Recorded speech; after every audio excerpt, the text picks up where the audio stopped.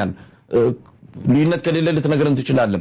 በአንዳንድ ሚዲያዎች ቀርበ ወልቃይትና ራያን በተመለከተ የምታቀርባቸው ሐሳቦች፣ አቋሞች በአማራ ብሔርተኞች ዘንድ በአማራዎች ዘንድ የሚወደዱ አይደሉም። ምናልባት ከዛም አንጻር ይሆናል ልደቱ ስስ ልብን ያለው ለውሃት የሚባለው የወልቃይትና ራያ ላይ ያለ አቋም ይመስለኛል። ስለሱ ያለንም አቋም ብታብራራልን። አሁን እጅ የሚሰጡት ሰዎች፣ ግለሰቦች፣ አመራሮች ምኑ ናቸው ሲባሉ ምንድነው የሚሉት? ከኤርትራ ጋር እየሰሩ ከትግራይ ጋር እየሰሩ ከህወሓት ጋር ከሻዕቢያ ጋር እየሰሩ ዋይ ኖት ከፈለግነው ጋር ማንሰራ ትግራይ ጋር ማንሰራው። ሰላም ጤና ይስጥልን ውድ ቤተሰቦቻችን እንዴት አላችሁ? ይህ ዘኢትዮጵያ የዩቲዩብ ቻናላችን ነው። እኔ ግማማ ደገፋ ነኝ። ፕሮግራማችን ወቅታዊ ፕሮግራማችን ነው። ዛሬም እንደተለመደው በወቅታዊ ፕሮግራም እንዲሁ ተገናኝተናል። በዛሬው ፕሮግራማችን የተለያዩ ጉዳዮችን እናነሳለን። አንድ ሁለት የሚሆኑ ጉዳዮችን በጥቅሉ ለማንሳት እንሞክራለን። የመጀመሪያው ርዕሰ ጉዳያችን ለህወሓት ስስ ልብ ያለው ማን ነው የሚል ጥያቄ አንስተን አንድ ሁለት የቪዲዮ ማስረጃዎችን አቅርበን እዚያ ላይ ጥቂት ነገሮችን እንነጋገራለን። በመቀጠል ደግሞ ምናልባት ሰፋ ያለውንም ጊዜ ወስዶ የምንነጋገርበት ጉዳይ ከሰሞኑ ዲያቆን ዳንኤል ክብረት ዲያስፖራን አስመልክቶ የተናገሩት ነገር አለ። ለዛ ምላሽ እንዲሆን ታማኝ በየነ የሰጠው ምላሽ አለ። የምላሹን አንድምታ በጥቂቱ ለመፈተሽ እንሞክራለን ማለት ነው። የዛሬው ፕሮግራማችን በእነዚህ ሁለት ጉዳዮች የተቀነበበ ነው። እስከ ፕሮግራማችን ፍጻሜ ድረስ አብራችሁን ትቆዩ ዘንድ ያክብሮት ግብዣችን ነው። እንደተለመደው ቻናላችንን ሰብስክራይብ በማድረግ የደውል ምልክቱን በመጫን ቪዲዮቻችንንም እንዲሁ ሼር እና ላይክ በማድረግ ብዙዎች ጋር እንዲደርስ ተተባበሩን ዘንድ በአክብሮት እንጠይቃችኋለን። በቀጥታ ወደ ዛሬው ፕሮግራማችን እናልፋለን። አብራችሁን ቆዩ።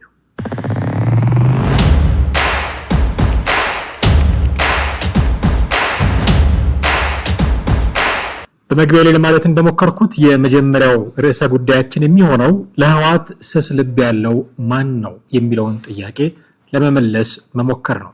መስፈርቱ ምንድነው? ድምዳሜው ምንድነው? የሚሉትን ጉዳዮች እናነሳለን። ለህወሓት ስስ ልብ ያለው ማን ነው? ይህን ጥያቄ እንድናነሳ የተገደድነው ለምንድን ነው? ከዚህ በፊት ለህወሓት ስስ ልብ አለህ ተብሎ ይታማ እንዲህ አይነት አቋም ይያዝበት የነበረው ሰው ልደቱ አያሌው ነው። ልደቱ አያሌው በኢትዮጵያ ፖለቲካ ውስጥ ያለው የቆየ ልምድ ያለው ሚና የሚታወቅ ነው። በዚህ ሂደት ውስጥ ስለ ህወሓት፣ ስለ ፓርቲው፣ ስለ ራሱ፣ ስለ አመራሮቹ ይይዝ የነበረው አቋም ይናገራቸው የነበሩት ነገሮች ከግምት ውስጥ ገብተው ልደቱ አያሌው ለህወሓት ስስ ልብ አለው እንዲባል መሰረት ሆነዋል። ከነዛ ውስጥ አንዱ ብሎ ይጠይቀዋል። አሁን ቀጥሎ ማሳያችሁ ቪዲዮ ላይ ወልቃይትና ራያ ላይ የያዝከው አቋም ጭምር ነው የሚል ጥያቄ ያነሳለታል። የሚመልሰው ምላሽም አለ ራሱ ልደቱ አያሌው። ጥቂት እሱን እንከታተልና ምን ማለት ፈልጌ እንደሆነ ለማብራራት እሞክራለሁ። ልዩነት ከሌለ ልትነግረን ትችላለህ። በአንዳንድ ሚዲያዎች ቀርበ ወልቃይትና ራያን በተመለከተ የምታቀርባቸው ሐሳቦች፣ አቋሞች በአማራ ብሔርተኞች ዘንድ በአማራዎች ዘንድ የሚወደዱ አይደሉም። ምናልባት ከዛም አንጻር ይሆናል ልደቱ ስስ ልብን ያለው ለውሃት የሚባለው የወልቃይትና ራያ ላይ ያለ አቋም ይመስለኛል። ስለሱ ያለንም አቋም ብታብራራልን። በደንብ ላስረዳህ መሳይ። አሁን ምን አልክ? እንደገና ለወያኔ ስስ ልብ አለው የሚባለው በዛ ጥያቄ ዙሪያ ይመስለኛል አልክ። በጣም ጥሩ ነው ያነሳው። ቲፒኤልኤፍ ወይም ህወሓት መራሹ ኢህአዴግ ኢትዮጵያ ውስጥ ያመጣብን ጣጣ ምንድን ነው? የብሔር ማንነትንና ግዛትን መስፋቱ ነው። ለግዛት የብሔር ባለቤት ማንነት መስጠቱ ነው። ይሄን ጉዳይ ህገ መንግስታዊ ድንጋጌ ማድረጉ ነው። ይሄን እቃወማለሁ። ይሄን ከተቃወምኩ በኋላ ከራሴ ጋር ተጋጭቼ ወልቃይት ጠገዴ፣ ራያ የትግራይ ነው የአማራ ነው ልል አልችልም። ለምን? እኔ መርህ የምከተል ፖለቲከኛ ነኝ። መልሼ የህወሓት ፕሮግራም ደጋፊ ልሆን አልችልም። አንድን መሬት ኢትዮጵያ ውስጥ የጋራችን መሆኑ ቀርቶ የአንድ ህብረተሰብ የአንድ ብሔር ነው ብሎ መፈረጅ ህወሓት ያመጣብን አጀንዳ ነው።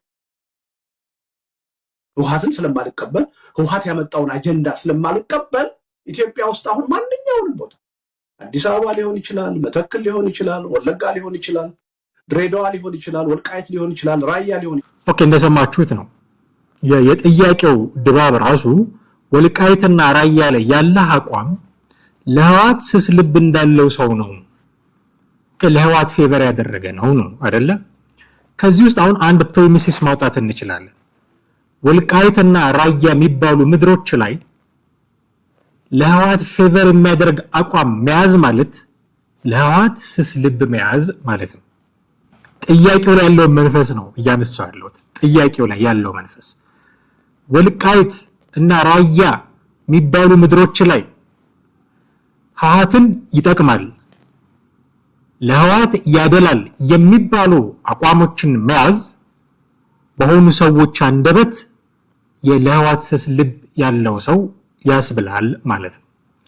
ከዛ ድምዳሜው ምንድን ነው? ልክ ራያና ወልቃይት ላይ ያለ አቋም ለህወሓት ፌቨር የሚያደርግ ከሆነ ለህወሓት ስስ ልብ አለህ ተብለህ ስታበቃ ድምዳሜው አማራ ጠል ነህ የሚል ይሆናል። ልደቱ አያሌው ፌስ ያደረገው ችግር ለዘመናት ይሄ ነው። ህወሓትን ትወዳለህ፣ ስለዚህ አማራ ጠል ነህ። ጉዳያችን ልደቱ አያሌው አይደለም። ብዙ አንዴ እሱን መነሻ ነው ያደረኩት። ግን ልደቱ አያሌው ዘመኑን የፖለቲካ ዘመን ምናልባት ወደ መጨረሻዎች ወደዚህም ሲጋፈጥ ቻሌንጅ ሲያደርገው የነበረው ትልቁ ነገር ይሄ ነው። ህወሓትን ትደግፋለህ፣ አማራን ትጠላለህ የሚል። በመጀመሪያ ደረጃ ልደቱ አያሌው ራሱን በብሔር ማንነት አይደንቲፋይ ማድረግ የሚፈልግ ሰው አይደለም። የዜግነት ፖለቲካን የሚያቀነቅን ሰው ነው። በዛ አይደንቲፋይ አድርጉኝ ብሏል። በዛ አይደንቲፋይ እንድናደርገው ይጠበቃል ከሌሎቹ። ይሄ ማለት የላሊበላ ተወላጅ አይደለሁም፣ የአማራ ብሔር ሰው አይደለሁም ብሎ ማለትም እንዳልሆነ በተደጋጋሚ ጊዜ ሲናገር ሰምተናል። ግን in the case of politics ማራመድ የሚፈልገው ፖለቲካ የዜግነት ፖለቲካ ነው። የብሔር ፖለቲካ አይጠቅምም ብሎ ያስባል። ግን አይጠቅምም ብቻ አይደለም እኮ የሚለው፣ ምንም ባይጠቅም ግን ብዙ ተከታይ ስላለው አሁንም ህገ መንግስት ተቀርጾለት ሀገሪቱን እያስተዳደረ ያለ አስተሳሰብ ስለሆነ ኮርነር ልናደርገው አንችልም። እሱን ኢንተርቴን ማድረግ የሚያስችል የፖለቲካ ምህዳር መፍጠር ያስፈልገናል። ግን ደጋፊው አይደለም፣ ሩም ሰጧል፣ ደጋፊው አይደለም። እንዲህ አይነት አቋም ያለው ሰውን የሆነ የብሔር ማዕቀፍ ውስጥ አስገብቶ በዛ እናንተ በሚመቻችሁ ሜዳ ላይ አስገብቶ በዛ ለማጥቃት መሞከር ትንሽ አስቸጋሪ ነው የሚሆነው።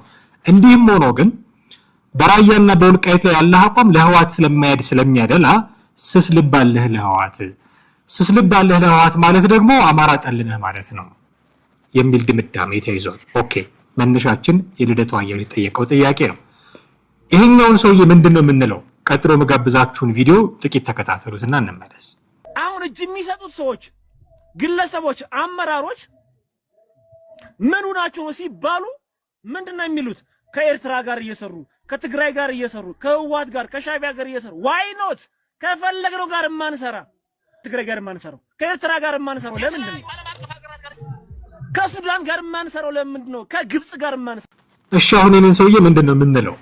ማን ነው ለህወሓት ስስ ልብ ያለው? ልደቱ አያሌው ነው። ይሄ ሰውዬ ልደቱ አያሌው ለህወሓት ስስ ልብ አለ የተባለው ወልቃይትና ራያ ላይ ባለ አቋም ነው ሲባል ነበር አይደል? ስለነሱ ሲናገር፣ ስለመሪዎቹ ሲናገር ከኢሳያስ አፈወርቂ ይልቅ ደብረጽዮን ይቀርበኛል፣ ከአስመራ ይልቅ መቀሌ ይቀርበኛል ብሎ ስለተናገረ ነው ለህወሓት ስስ ልብ አለ የተባለው። እኔ ቢኖረው ባይኖረው ጉዳይ አይደለም፣ እሱ አይደለም ጉዳይ። ልደቱ አያሌውን እንደ አይነት መስፈርት አስቀምጠን ለህወሓት ስስ ልብ አለ ካልነው ይሄን ሰውዬ ምንድነው የምንለው? ከህወሓት ጋር እሰራለሁ የሚለው ምንድነው የምንለው? ለህወሓት ስስ ልብ የለውም ልንለው ነው? ኦኬ፣ ልደቱ አያሌውን ለህወሓት ስስ ልብ ስላለህ አማራ ጠል ነህ ካልነው ይሄን ሰውዬ ምንድነው የምንለው? የአማራ ወዳጅ ነው የምንለው? ኦኬ፣ ልደቱ አያሌው እንደተባለው አማራ ጠል ቢሆን ምን አይነት ጉዳት ያደርሳል? የአማራው ብሔረሰብ ላይ ማህበረሰቡ ላይ ምን አይነት ጉዳት ሊያደርስ ይችላል? ይሄ ሰውዬ መሳሪያ የታጠቀ ሰው፣ ትጥቅ ትግል ሊታገል ጫካ የገባ ሰው ነው። በስሩ ምናልባት የሚመራቸው ሰዎችም ሊኖሩ ይችላሉ። እናንተ ባወጣችሁት መስፈርት መሰረት ልደቱ አያሌው ሌብል ባደረጋችሁበት መስፈርት መሰረት እኔው ካልን ይህ ሰው ለህወሓት ስስ ልብ አለው እና ይህ ሰው የምትሉትን ድምዳሜን ማለት ስለማልፈልግ አለው ማለት ነው። ከልደቱ አያሌውና ከዚህ ሰው ለአማራ ስስ ልብ ማን ነው? ለህወሓት ስስ ልብ ያለው ማን ነው? ከዚህ ሰውዬና ከልደቱ አያሌው የምትሉትን ድምዳሜ ላይ የሚደርስ ማንነት ያለው ማን ነው? ያ ድምዳሜ ላይ መድረሳችን እውነት እንኳን ቢሆን እኔ ነው ብያለሁ ስለማለት እውነት እንኳን ቢሆን የሚጎዳው ማን ነው? ባዶ እጁን ያለው ብዕር ብቻ የያዘው አሜሪካ የተቀመጠው ልደቱ አያሌው ወይስ መሳሪያ ያነገበው በስሩ የሚታዘዙለት ሰዎች ያሉት ይሄ ሰውዬ? ማን ነው ለህወሓት ስስ ልብ ያለው? ማን ነው ሪሊ አማራን የሚጠላው የሚል ጥያቄ በእናንተ መስፈርት መሰረት መሳይ መኮንን ልደቱ አያሌውን በጠየቀበት መስፈርት መሰረት እናንተው ባወጣችሁት ፕሪሚሲስ መሰረት እናንተው ባመጣችሁት ድምዳሜ መሰረት ማን ነው ለህወሓት ስስ ልብ ያለው? ማን ነው ስለ ወልቃይት ስለ ራያ የማይከራከረው? አሁን ማን ነው? ሁለተኛ ሶስተኛ ጉዳያችን ነው ወልቃይት ራያ የሚለው ማን ነው? ማን ነው አሁን ለእንዲህ አይነት ነገር እየተናገረ? የትኛው ቡድን ነው? ከህወሓት ጋር ጥምረት ስለመፍጠር የሚያወራው ማን ነው? ቢተኩሱብን እንኳን አንተኩስባቸውም የሚለው ማን ነው? ስለዚህ ማን ነው ለህወሓት ስስ ልብ ያለው የሚለውን ጥያቄ ሪሊ መልሶ ማለፍ አስፈላጊ ነው የሚሆነው። ይሄንን ካነሳን ትንሽ ሰፋ አድርገን የምናየውን የዲያቆን ዳንኤል ክብረትና የታማኝ በየነን ጉዳይ እናንሳ።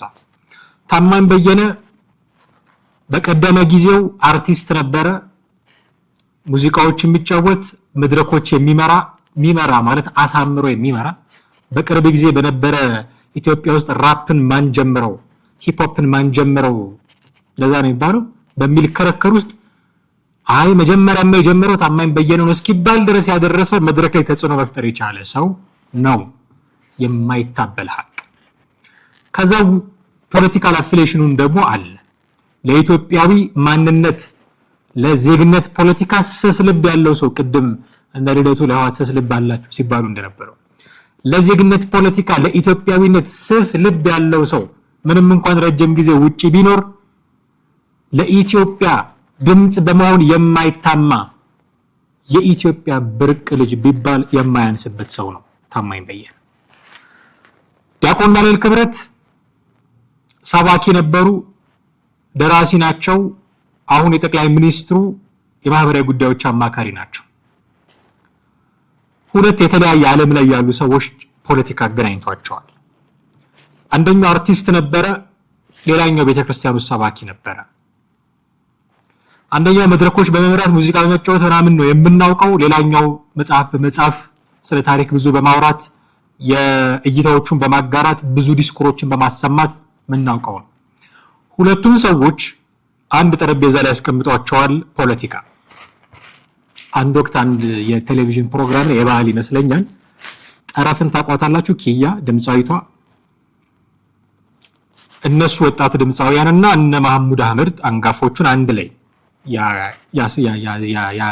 ያገናኘ ፕሮግራም ነበረ እና አስተያየት እንድትሰጥ ጠየቀች። ጠረፍ ወንበር ባለጌ ነው እኩል ያስቀምጣል አለች። አሁን ዲያቆን ዳንኤል ክብረትንና ታማኝ በየነን እኩል ያስቀምጠው ወንበር ባለጌ ነው አይደለም ልንል አይደለም፣ ግን ፖለቲካ እኩል ያስቀምጧቸዋል። ተመሳሳይ ወንበር ላይ ማን ይበልጣል ማን የተሻለ ነው እንዲህ አይነት ፍክክር ውስጥ አንገባም።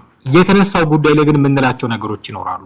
ዳያስፖራው ለምን አገሬ ክበሩኝ ይላል?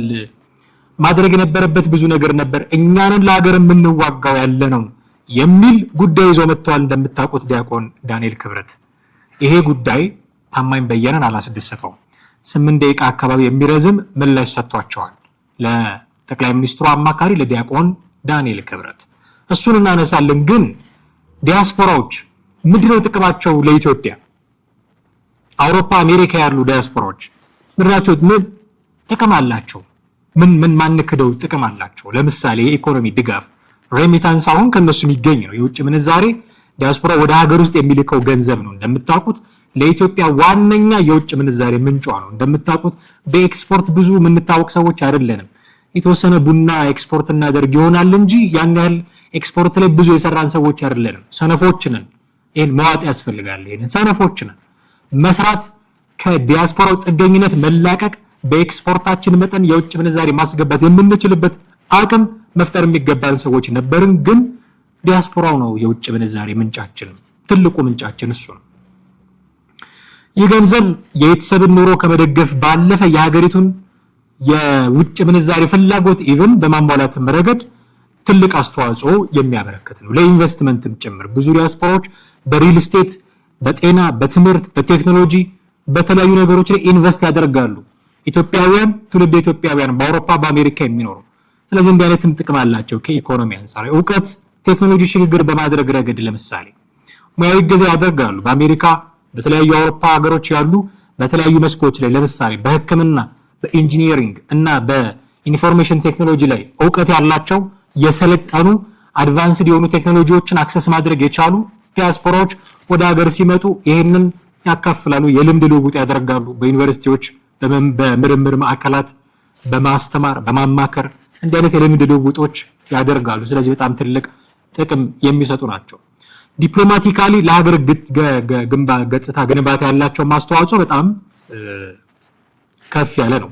ትልቅ የአድቮኬሲ ስራ የሚሰሩ ሰዎች ናቸው። እንደምታውቁት ጥቅምና መብትን ጥበቃ ላይ ይሰራሉ። ዲያስፖራው በእነሱ በሚኖሩበት አገራት ካሉ መንግስታት ጋር በዓለም አቀፍ ተቋማት ዘንድ የኢትዮጵያን ብሔራዊ ጥቅም ለማስከበር እንደ ድልድይ የተጠቀመባቸው ናቸው። አገርና አገር ማለት ነው። ባህልን ሊያስተዋውቁ ይችላሉ። የኢትዮጵያ ምግብ፣ ታሪክ፣ ጥበብ የመሳሰሉትን ጉዳዮች የበጎ አድራጎት ስራዎች ላይ ማህበራዊ ድጋፍ በማድረግ በፍጹም ሊታማ የማይችል ድጋፍ የሚያደርጉ ሰዎች ናቸው። ሰብአዊ እርዳታ ሲያስፈልግ፣ ድርቅ ሲከሰት፣ በጦርነት ወይ በሌሎች የተፈጥሮ አደጋዎችም እንዲሁ ዲያስፖራ ፈጣን የገንዘብ የቁሳቁስ ድጋፍ በመለገስ ምንም የሚቀድመው ያለ አይደለም፣ ፈጥኖ የሚደርስ ነው።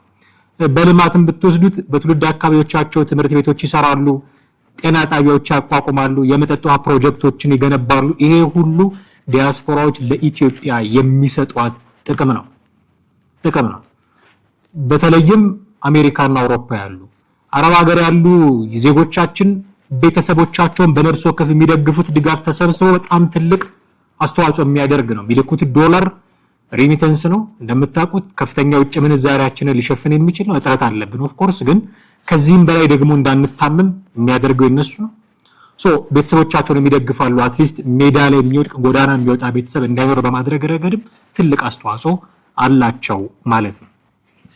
ግን ደግሞ ጥቅም ብቻ ደግሞ አይደለም ያላቸው፣ ጉዳትም ደግሞ ካያያዝ ጉዳትም ደግሞ የሚያስከትሉ ሀገር ላይ እንደ ሀገር ጉዳትም ደግሞ የሚያስከትሉበት ጊዜ ደግሞ አለ። ለምሳሌ ምን አይነት ጊዜዎች አሏቸው? ምን አይነት ሁኔታዎችስ ናቸው? ፖለቲካል ፖለራይዜሽን ቁራቴን የፖለቲካ ዋልታ ረገጥነት ይስተዋላል። ለምሳሌ ሀገር ውስጥ የለም ማለት አይደለም፣ እዛ ግን ሰማው አድቫንስድ ያደረገ ፖለቲካል ኢንቫይሮንመንት ውስጥ እንደሚኖር ሰው ይሄ ፖለቲካል ፖለራይዜሽን ከነሱ አይጠበቅም ነበር። ኦኬ ዲያስፖራዎች በሀገር ውስጥ ባሉ የፖለቲካ የብሔር ጉዳዮች ላይ ያላቸው ተሳትፎ በጣም ከፍተኛ እና አንዳንዴ ይሄ ተሳትፎ ሀገር ውስጥ ያለው ልዩነት የሚያሰፋ ሆኖ ይገኛል። ጽንፈኝነትን ያበረታታል። ግጭቶችን በገንዘብ በሐሳብ የሚደግፍ እንቅስቃሴ ሆኖ ሊገኝ ይችላል። እንዲህ አይነት ዋልታ ረገጥነትም ጭምር የሚስተዋልባቸው ሊኖሩ ይችላሉ። ይህንን ፖለቲካ ደግሞ አስመልክቶ ሚስ ኢንፎርሜሽን ደግሞ ሲሰጡ ታያላችሁ። በማህበራዊ ሚዲያ የሚሰራጩ ያልተረጋገጡ መረጃዎች ከዛ አካባቢ በብዛት እናንተ እዚህ ቁጭ ብላችሁ ሀገር ውስጥ ቁጭ ብላችሁ ያላያችሁት ያልሰማችሁት ነገር ነው። መረጃ ደረሰን ብሎ ሌላ ምንም ያልተረጋገጠ ወሬ ሲያወሩ ልታገኟቸው ትችላላችሁ። ይሄም አንዱ ደግሞ ራሱን የቻለ ጉዳት ነው። ምናልባት ደግሞ በኑሮ ውድነት ላይ ያላቸው ጫናም እንዲሁ ሊታለፍ የሚገባው አይደለም። እንደምታውቁት ዲያስፖራ ያለው ከፍተኛ የመግዛት አቅም አለው። ያንን የመግዛት አቅም በሀገር ውስጥ ይዞ በተለይ አዲስ አበባ ውስጥ የቤት ኪራይ የሪል ስቴት ዋጋ እንዲሰቀል ያደርጋል። ምክንያቱም ከፍተኛ የመግዛት አቅም ይዞ ነው የሚመጣው። መግዛት ለሚችለው ሰው በከፍተኛ ዋጋ መሸጥ እየቻለ ሸጪው ለምንድን ነው ሀገር ውስጥ ላሉት ሰዎች አቅማቸው ደከም ያለ ቢያዋጣው ኢቭን በረከስ ባለ ዋጋ ሊሸጥ አይችልም። መግዛት የሚችል ትልቅ አቅም ያለው ዲያስፖራ ስላለ ይሄ የኑሮ ውድነትን የኢኮኖሚ ጫናም ጭምር የሚያስከትል ሆኖ ይገኛል ማለት ነው። መካከለኛ ገቢ ያላቸውን ዜጎች ትንሽ ጫና ውስጥ ሊከታቸው የሚችል ነው። የፍጆታ እቃዎች ላይም እንደዚሁ በብዛት ወደ ሀገር በሚገባባቸው ወቅቶች ለምሳሌ ለበዓላት የሸቀጣ ሸቀጦች ዋጋ ለተወሰነ ጊዜ እንዲጨምር የሚያደርግ የፍጆታ እቃዎች ላይ ዲያስፖራው መጥቶ የሚገዛባቸው ዋጋዎች ጨመር ያሉ ስለሚሆኑ ማለት ነው። ከዛ ውጪ የምዕራባውያን ተጽዕኖ አለበት ተብሎ ይታማል። የባህል ተጽዕኖ ከሀገሪቱ ጋር ያለው የስሜት ትስስር እንደዚህ ብዙ የሚነሱባቸው ጉዳዮች አሉ። የእውቀትም ደግሞ መፍለስ የሚል ጥያቄ የሚነሳባቸው አሉ። ብሬን ድሬን ምሁራንን የማጣት ከፍተኛ ስጋት ያለበት አገር ነው። ከዚሁ ከዲያስፖራ ጋር ተያይዞ ጥገኝነት በውጭ ሀገር ዘመድ ያላቸው ቤተሰቦች በየወሩ የሚላክላቸውን ገንዘብ ብቻ በመጠበቅ ለስራ ያላቸው ተነሳሽነት ሊዳከም ይችላል። እንደዚህ አይነት ጥገኝነቶች ሊኖሩ ይችላሉ። እነዚህ ተግዳሮቶች የሚከሰቱት በሁሉም ዲያስፖራዎች እንዳልሆነ ግን መታሰብ አለበት። እንቅስቃሴዎቹም ሁሉም ነገሮች በጅምላ የሚፈረጁ አይደሉም። ሁሉም እንደየፈርጁ እንደየጸባዩ መታየት የሚገባው ጉዳይ ነው። እንዲህ አይነት ጥቅም ደግሞ እንዲህም አይነት ጉዳት ያለው ዲያስፖራ ፖለቲካሊ ምንድነው ተጽዕኖ ያለው ኢትዮጵያ ፖለቲካ ላይ ያለው ተጽዕኖ ምንድነው የሚለውን ደግሞ ጥቂት ማየት ያስፈልጋል። ዲያስፖራ በኢትዮጵያ ፖለቲካ ላይ ያለው ተጽዕኖ በጣም ከፍተኛ ነው። በጣም ከፍተኛ ተጽዕኖ ያለው ይህ ተጽዕኖ አንዳንዴ ለሀገር በሚጠቅም ለሀገር ግንባታ በሚጠቅም መልኩ ማኒፌስት ይደረጋል። አንዳንድ ጊዜ ደግሞ ለግጭት መንስኤ በሚሆን መንገድ ነው ማኒፌስት የሚደረገው። ለምሳሌ ሎቢ የሚያደርጉ አሉ አይደል? ውጭ ሆኖ የዲፕሎማሲ ስራ የሚሰሩ ተጽዕኖ አላቸው መቼም እነሱና በውጭ ሀገር የሚኖሩ ኢትዮጵያውያን በሚኖሩበት ሀገር የውጭ ጉዳይ ፖሊሲ ላይ ትልቅ ተጽዕኖ ማሳደር የሚችሉ ናቸው።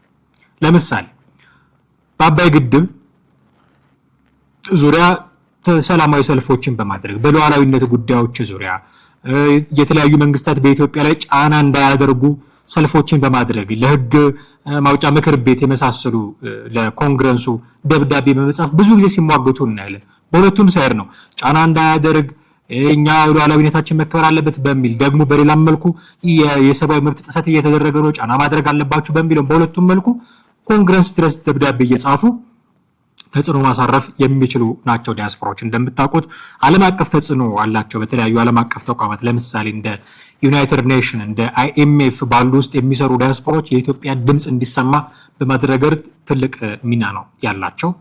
ለፖለቲካ ፓርቲዎች የሚደረግ የገንዘብ ድጋፍም ጭምር ይሄ ፖለቲካ ላይ ያለ ቀጥተኛ ተጽዕኖ ነው ማለት ይቻላል። በሀገር ውስጥ ያሉ የፖለቲካ ፓርቲዎች ሜቢ ኢቭን ገዢውን ፓርቲ ጨምሮ ሊሆን ይችላል ተቃዋሚውንም ሊሆን ይችላል ዋና የገንዘብ ምንጫቸው ዲያስፖራው ሲሆን ይታያል።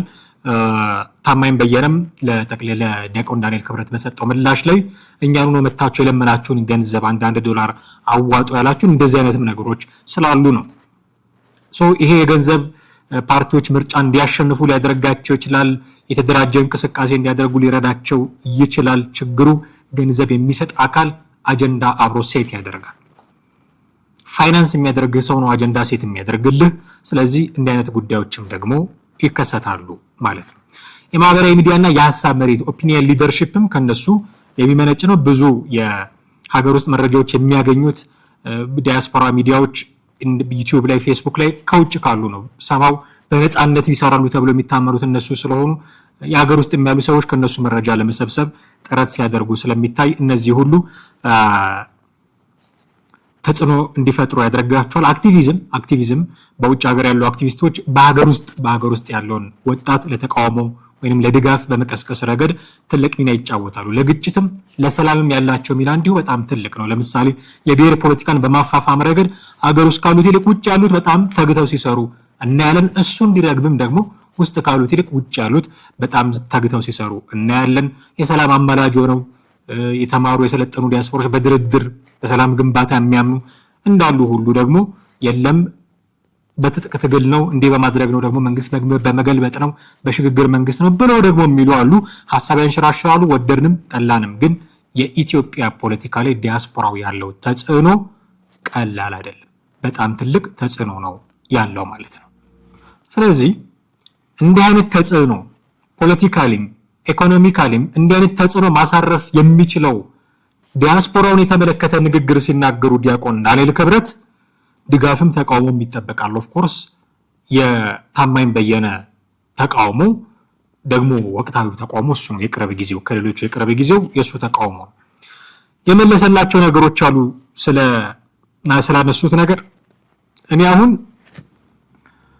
ዲያቆን ዳንኤል ክብረት ይህን ነገር ምነው ባልተናገሩት ኖሮ ብለን እንድናሰብ የሚያደርጉ ነገሮች አሉ። ግን ደግሞ ሲተቹን በዚህ ልክ ነው የሚተቹት። ለምን ሚስ ኮንቴክስት እንደሚያደርጓቸው አላውቅም። ያላሉትን ለምን ብለዋል እንደሚሉ አላውቅም። በጣም ብዙ ነገሮች ልናነሳ እንችላለን። ታማኝ በየነ ለዲያቆን ዳንኤል ክብረት ከሰጠው ምላሽ ላይ የመጀመሪያው የተናገረው ነገር ሙሉ ልትሰሙት ትችላላችሁ። የተናገራቸው እኔ መተቸት የለባቸውም እያልኩኝ አይደለም። መሰረታዊ ጥያቄ አላነሳም እያልኩኝ አይደለም። ታማኝ በጣም መሰረታዊ ጥያቄ አንስቷል። ኢትዮጵያዊ እስከሆኑ ድረስ የኔ አቋም መቀበር መብታቸው፣ ኢትዮጵያ ውስጥ መቀበር መብታቸው። ምንም ያድርጉ ምንም፣ ይሄ እኔ የግል አቋም፣ ምንም ያድርጉ ምንም ኢትዮጵያ ውስጥ መቀበር መብታቸው ነው። ልንነፍጋቸው አንችልም ብዬ አስባለሁ። አሁን ይሄ የኔ ጥቅል ምልከታ ነው። ታማኝ በየነ ምን አለ? አንድ ዲያቆን በምን ስልጣኑ ነው ይሄንን የሚወስነው የሚል ነገር አነሳ። ጥያቄ ነው። ለዲያቆን ዳንኤል ክብረት አንድ ዲያቆን በምን ስልጣኑ ነው ይሄንን የሚወስነው? ሁለት ነገር እናነሳ እዚህ ላይ። አንድ ዲያቆን ማለትን ምን አመጣው? የቤተ ክርስቲያን ማዕረገ ክህነትን ማቃለሉን ምን አመጣው? ዳንኤል ክብረት በምን ስልጣኑ ነው ይሄን የሚወስነው ማለት ትችል ነበር። አንድ ዲያቆን በምን ስልጣኑ ነው ይሄንን ማለት የሚችለው? ዲያቆን የሚለውን ተቀጽላ እዚህ ላይ ማምጣት ያስፈለገው ለምንድን ነው? ኦፍ ኮርስ ዲያቆን ነው፣ ዳንኤል ክብረት ዲያቆን ነው። ኦፍ ኮርስ ነው፣ የሚያፍርበትም አይመስለኝም። ነገር ግን አንድ ዲያቆን ይሄንን የቤተ ክርስቲያን ዕውቀት ወይ ደግሞ ስልጣነ ክህነት ያላቸው እና ከፍ ያለ ደረጃ ደርሰው ብዙ ውሳኔዎችን መወሰን የሚችሉ ሰዎች ሊኖሩ ይችላሉ። ዲያቆን በመሆናቸው ምክንያት ውሳኔ መወሰን አይችሉም የሚል ድምዳሜ ላይ ልንደርስ አንችልም። ስለዚህ ሼፕ መደረግ አለበት፣ ንግግሩ ሪሼፕ መደረግ አለበት። አንድ ዲያቆን በምን ስልጣኑ ነው ይሄንን የሚለው ሊባል አይችልም። አንድ ሰው በምን ስልጣኑ ነው ይሄንን ሊል የሚችለው?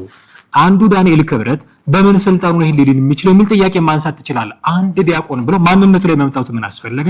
የመጀመሪያው ጥያቄ ነው። ሁለተኛው መች ወሰኑ? አንድ ዲያቆን በምን ስልጣኑ ነው ይሄንን መወሰን የሚችለው የሚል ጥያቄ ያነሳው ታማኝ በየነ መች ወሰነ? ዲያቆን ዳንኤል ክብረት ኦፒኒየኑን ነው የሰጠው። አማካሪ መሆናቸው ተዘንግቶኝ አይደለም። ከዚህ በፊት በዚሁ ርዕሰ ጉዳይ ላይ ከስዩም ተሾመ ንግግር ጋር አገናኝቼ የሰራሁት ፕሮግራም አለ፣ መለስ ብላችሁ ማየት ትችላላችሁ። እዛ ላይ ያንጸባረኩት አቋም ምንድን ነው? የዲያቆን ዳንኤል ክብረት ኦፒኒየን እንደ ፐርሰናል ኦፒኒየን ብቻ የሚታይ አይደለም። ምክንያቱም የጠቅላይ ሚኒስትሩ አማካሪ ናቸው። ጠቅላይ ሚኒስትሩ ሀገሪቱ ላይ ቁንጮ ባለስልጣን ናቸው።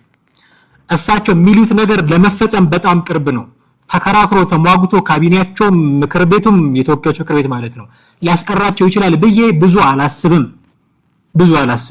ስለዚህ አማካሪያቸው ተጽዕኖ ፈጥሮ እንዲህ አይነት ውሳኔ እኮ ብንወስን ጥሩ ነው ቢል በሂደት ከ2 ከ3 ከ4 ከ5 ዓመት በኋላ ህግ ሆኖ ሊመጣ ሊሆን ይችላል።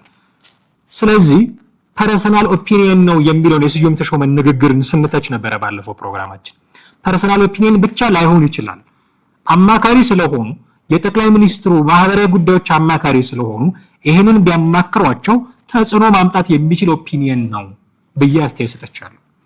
አሁን መች ወሰኑ የሚል ጥያቄ ደግሞ ታማኝ በየነን መጠየቅ ያስፈልጋል። ሁለቱንም በጽንፍ መወጠር አያስፈልግም። አማካሪውን መንገድ መያዝ ያስፈልጋል። ፐርሰናል ኦፒኒየን ነው ብሎ ማቃለል አይገባም። እሳቸው መድረክ ላይ የተናገሩት ነገር ሁሉ ደግሞ ውሳኔ እያስተላለፉ ነው ማለትም አይገባም። የስዩም ተሾመና የታማኝ በየነ ጽንፍ ይሄ ነው። በቃ ፐርሰናል ኦፒኒየን ነው ዝም ብላችሁ እዩት ነው የሚለው ስዩም ተሾመ። ኖ ፐርሰናል ኦፒኒየን ብቻ አይደለም። እኚህ ሰው አማካሪ ናቸው። ነገ ሹክ ሊሏቸው ይችላሉ የጠቅላይ ሚኒስትሩ። ነገ ከነገ ወዲያ ህግ ሆኖ ሊወጣ ይችላል። ስለዚህ መተቸቱ፣ ስለዚህ ጥያቄ መነሳቱ አግባብ ነው የሚል አንስተናል። አሁን ደግሞ አልወሰኑም፣ ወሳኝ አይደሉም። አቶ ማናቸው ዲያቆን ዳንኤል ክብረት ወሳኝ አይደለም። ኦፍኮርስ ሊያማክር ይችላል። ኦፍኮርስ ነገ ከነገ ወዲያ ህግ ሆኖ ቢወጣ የሱ ተጽዕኖ ሊኖር ይችላል። አሁን ግን አልወሰንም። ስለዚህ አንድ ዲያቆን በምን ስልጣኑ ወሰነ ብለህ ልትናገር የምትችልበት መሰረት የለም፣ ስላልወሰኑ ማለት ነው። ተጽዕኖ መፍጠራቸው አማካሪ መሆናቸው ባይካድም ወሳኝ ሰው ደግሞ አይደሉም።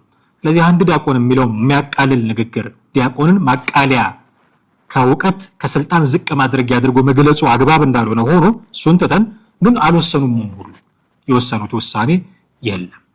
ሌላኛው ልናነሳው የሚገባው ጉዳይ ሁሉንም በጅምላ ብለዋል ወይ ዲያቆን ዳንኤል ክብረት? ኦኬ፣ የግል ሐሳብ እና የመንግስት አቋም ሲሆን መለየት ስለሚያስፈልግ ሁሉንም በጅምላ ብለዋል ወይ? ይሄ ንግግር የሚመለከተው ሁሉንም ነው ወይ ብሎ ጥቂት መመርመርም ትንሽ የሚያስፈልገው ይመስለኛል። ሌላ ያነሳው ነገር ምንድነው? ታማኝ በየነ ያለንበት ሀገር እናንተ አትቀበሩበትም ያላችሁን ሀገር አትቀበሩበትም ብለዋል። በዚህ ደረጃ በጽንፍ መለጠጡ ለምን እንዳስፈለገ አላውቅም። ያነሱበት ኮንቴክስት አለ።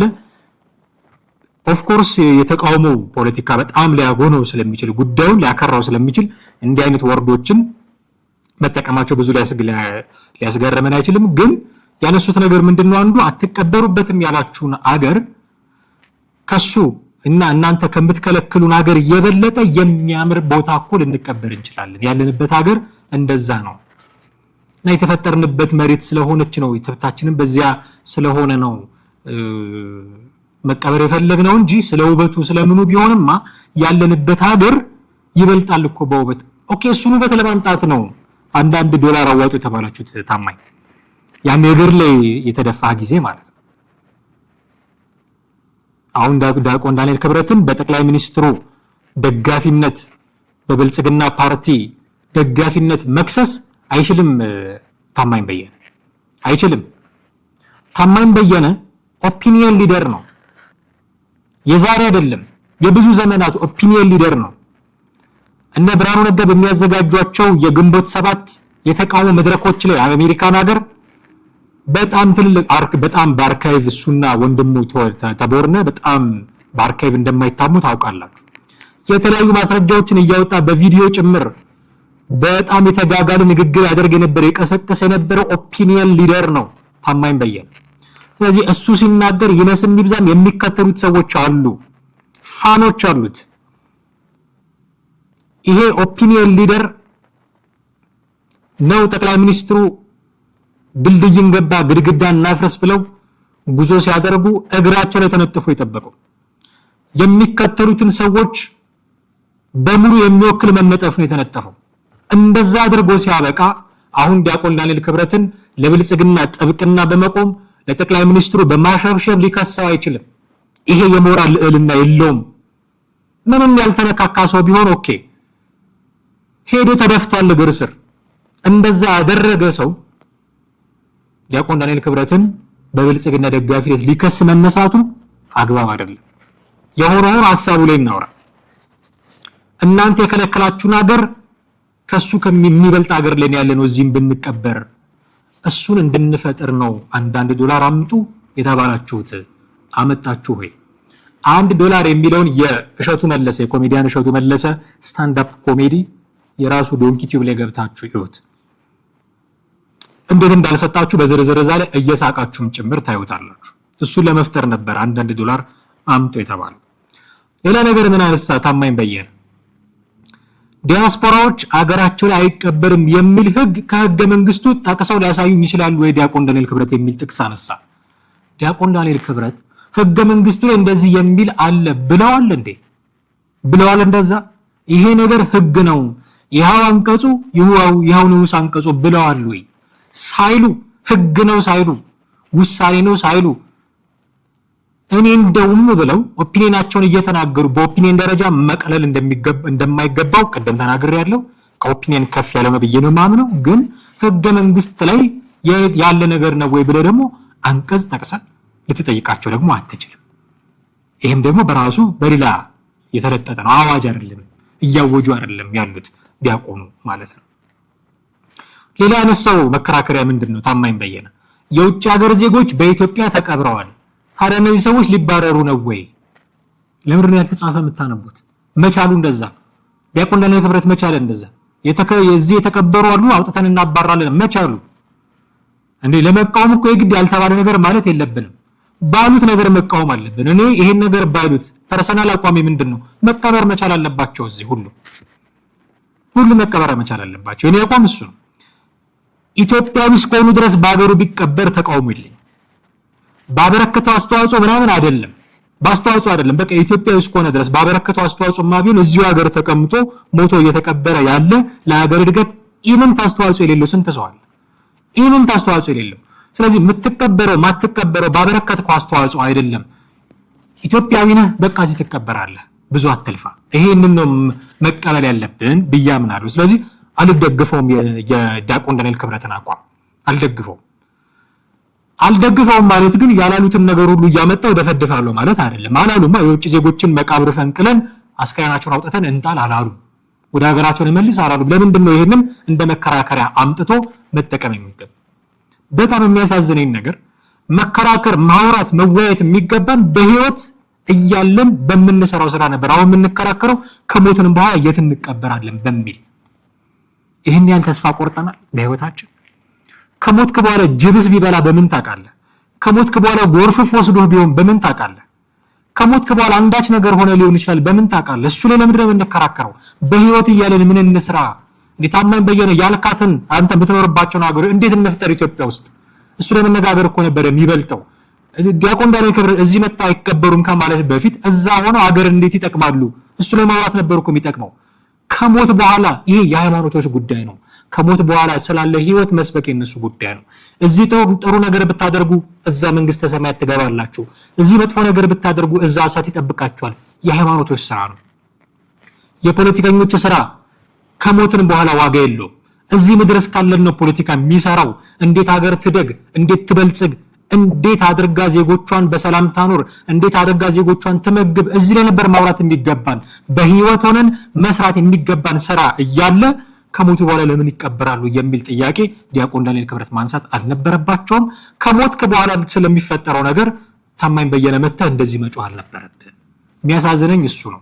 የሆነ ሆኖ ግን የኔ አቋም ማንኛውም ኢትዮጵያዊ በገዛ ሀገሩ ቢቀበር ችግር የለውም። ለዛ ነው የዲያቆን ዳንኤል ክብረትን ሐሳብ የማልደግፈው። የታማኝንም ሐሳብ የማልደግፈው ደግሞ ተለጠጠ። በጣም ያላሉትን ማለት መቃብር ቆፍረን አውጥተን አላሉም። እንደዛ ለመቃወም ብለን ያላሉትን ነገር ማለት አይጠበቅብንም። ሌላ የተናገረው ነገር ብዙ ያልወደድኩት ነገር ላይ ያነሳቸው በጣም ቁም ነገሮች አሉ። እነሱ ግልጽ ስለሆኑ ክሪቲክስ መሆን ስላለበት ጉዳዩ አንድ ያነሳው ነገር አንባቢ ነኝ ስለሚሉ አታምንበትም። አንባቢ ናቸው። ከማንበብ አልፈው መጽሐፍትን በብዛት ያሳተሙ አሁን እዚህ ምላሽ ላይ ታማኝ በየነ ስላነሳቸው ሰዎች ካንተ በላይ ምናልባትም ከማንም በላይ ማውራት፣ ማብራራት፣ መደስኮር የሚችል ሰው ነው ዲያቆን ዳንኤል ክብረት። በንባብ ባህሉ ምናምን አይደለም። በጣም አንብቦ የጠረቃ ሰው የሚጽፋቸው መጽሐፎች የጻፈ ሰው ነው። የኢትዮጵያ ቤተክርስቲያን ላይ የኢትዮጵያ ፖለቲካ ላይ በአቋሙ ልትስማማ ላትስማማ ትችላለህ። ግን የታሪክ መጽሐፍትን አጣቅሶ አንድ መጽሐፍ ለመጻፍ 20-30 የታሪክ መጽሐፍት አጣቅሶ ዘመን የዋጁ ብርቅዬ ስራዎችን መስራት የቻለ ሰው በጣም በርካታ ልትጠቅሱ ትችላላችሁ። ከዛ ደግሞ ከነባብ የሚገኙ ኤክስፒሪየንሶቹን ኢትዮጵያን በመላ በመዞር ከሚገኙ ኤክስፒሪየንሶች የሚጽፋቸው መጣጥፎችም ደግሞ አሉ በጣም በርካታ። ስለዚህ አንባቢ ነኝ የሚለው ሰላቅ የሚገልጻቸው አይደለም። አቋማቸውን በሌላ መንገድ ልትተች ትችላለህ። አቋሙን በሌላ መንገድ ልክ አይደለም ብለህ ልትሞግት ትችላለህ። አንባቢ ነኝ የሚሉ ናቸው። አንባቢ ናቸው። ይሄንን መመስከር የሚያስችል ዲስኩርስ ይደሰኩሩ ታያለህ። ይሄን መመስከር የሚያስችል መጽሐፍ ጽፈው ታያለህ። በጣም በርካታ መጽሐፍ ያላቸው ሰው ናቸው። አሁን ስላነሳቸው ሰዎችም ጭምር ስለነ ጃን ሮቢንሰን፣ ስለነ አሌሃንድሮ ዴባሎ፣ ስለነ አዶልፍ ፓርነሳክ ጥንቅቅ ያለ መረጃ ሊሰጡን የሚችሉ ሰው ናቸው። ስለዚህ አንባቢ ነኝ የሚሉ ብሎ መሳለቅ ተገቢ አይደለም። ሌላ ያነሳው ነገር ምንድነው? ታማኝ በየነ እርዳታ እንሰጣለን፣ እንዲህ እናደርጋለን የማይታበል ሐቅ። በተለይ ራሱ ታማኝ በየነ በጣም የሚገርም የእርዳታ ስራ የሚሰራ ሰው በመቀስቀስ በማስተባበር ጎፈንድሚ በማድረግ በጣም የተመሰገነ ስራ የሚሰራ ሰው ተራበ ሲባል፣ ሰው ተፈናቀለ ሲባል፣ ጎርፍ መጣ፣ እንደዚህ አደጋ ደረሰ ሲባል ቀድሞ የሚገኝ ሰው ታማኝ በየነ። እሱና ከጀርባው ያሉ ሰዎች ኢትዮጵያን አሊያንስ ምናምን የሚባል ነገር አለ። በዛ በኩል እንዴት አድርጎ እንደሚረባረቡ ሊመሰገን ሊጨበጨብላቸው የሚገባ ስራ ነው የሚሰሩት። ምንም የማይታበል ሐቅ ነው። ነገር ግን እርዳታ መስጠታችሁ፣ ማገዝ፣ መደገፋችሁ ከኤርትራ ጋር ተደረባችሁ እንድትዋጉ ፍቃድ አይሰጣችሁም።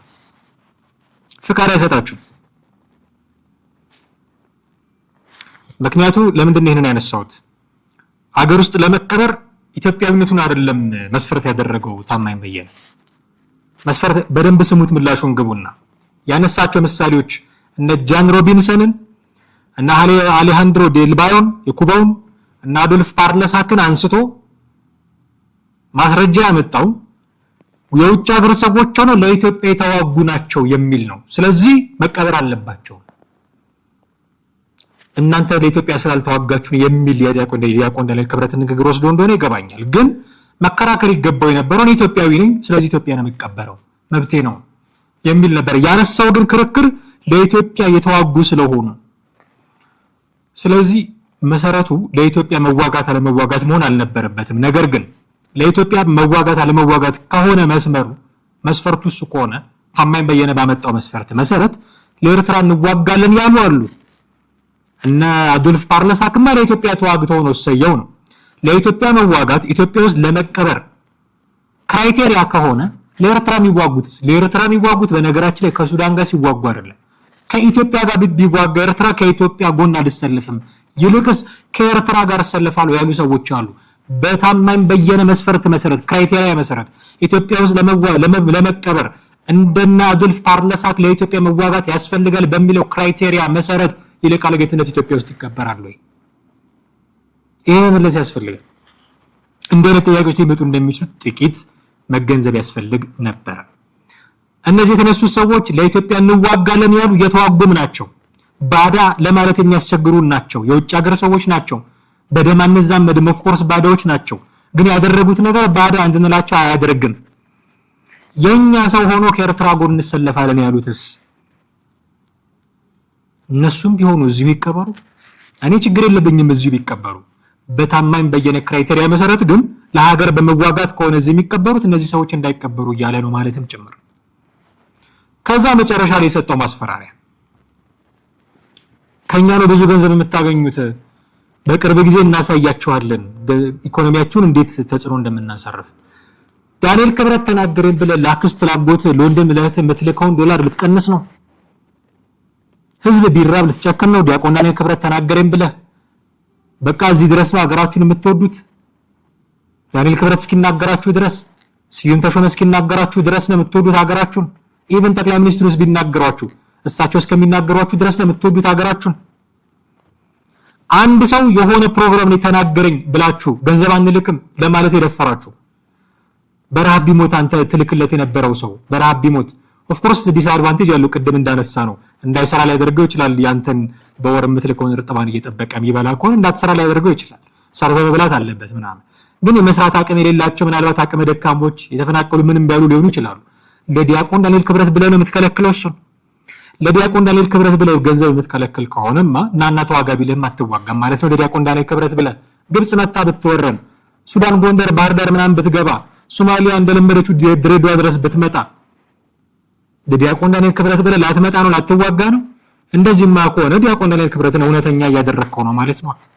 ማስፈራሪያው ልክ አይደለም።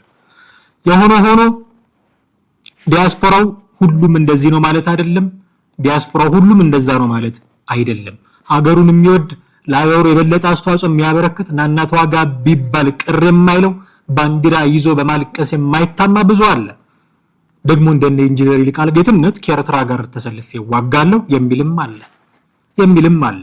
እነዚህን ሰዎች ነው እየተናገሩ ያሉት ብሎ በበጎ ማሰብ ጥሩ ነው። ግን የኔ ችግር እነሱም ቢሆኑ እንደዚህ መተው እንዳይቀበሩ መከልከል የለባቸውም። ሀገራቸው ነው። ሐሳባቸው የተለያየ ሊሆን ይችላል። አቋማቸው እንደየትም ነገር ሊሆን ይችላል። ግን አፍተሮል ሀገራቸው ነው። መተው ቢቀበሩ ችግር የለብኝም። ስለዚህ አሁን 3 አቋሞች አሉ። ዲያቆን ዳንኤል ክብረት የተናገረው ንግግር አለ። ይሄ ፐርሰናል ኦፒኒየን ነው የሚለው የስዩም ተሾመ ንግግር አለ። ይሄ ህግ ነው አዋጅ ነው የሚለው የታማኝ በየነ ንግግር አለ። ባይወጠር ጽንፉ ባይለጠጥ ጥሩ ነው። ባይቀል ይሄ የፐርሰናል ኦፒኒየን ነው ብቻ ተብሎ ባይቀል የጠቅላይ ሚኒስትሩ አማካሪ መሆናቸው ታይቶ ትኩረት ቢደረግበት፣ ህግ እንዳወጡ አዋጅ እንዳወጁ አድርጎ መለጠጥም ደግሞ ቢቀር መብታቸው ነው። እንደዚህ ማለት ሐሳብ መስጠት ችግር ካለበት ሐሳቡን መተቸት እንጂ ህግ እንደወጣ አስመስለ አንቀጽ ጥቀስልኝ ብሎ ደግሞ የሌላ አንቀጽ መጠየቅም አግባብ አይደለም። ስለዚህ ነገሩን ጽንፍና ጽንፍ ሆኖ ከመጎተት ወደ ሚድል ግራውንዱ መምጣት ያስፈልጋል ማለት ነው። ይሄን ለማለት ነው። ውድ ቤተሰቦቻችን የዛሬውን ፕሮግራም እንዲህ ማሰናዳት ያስፈልገን እጅግ አድርገን እናመሰግናችኋለን። አብራችሁን ስለቆያችሁ ስለተከታተላችሁ ቻናላችንን ሰብስክራይብ ማድረግ የደወል ምልክቱን መጫን እንዳይረሱ ልናስታውሱ እንወዳለን። ቪዲዮቻችንንም ደግሞ እንዲሁ ሼር እና ላይክ ብታደርጉልን ብዙዎች ጋር ስለሚደርሰን እሱን በማድረግ የተተባበሩን ዘንድ እጅግ በታላቅ አክብሮት እንጠይቃችኋለን። የዛሬውን አበቃን። የተለያየ አይነት ሐሳብ አስተያየት እንደሚኖራችሁ ግልጽ ነው። ከታች ባለው የሐሳብ መስጫ ሳጥን በኩል ልታደርሱን ትችላላችሁ። ለሚቀጥሉት ፕሮግራሞቻችን ግብአት ስለሚሆኑ የዛሬውን አበቃን። አማረ ገፋ ነበርኩኝ። በሚቀጥለው ፕሮግራም እንገናኛለን። ጤና ይስጥልኝ።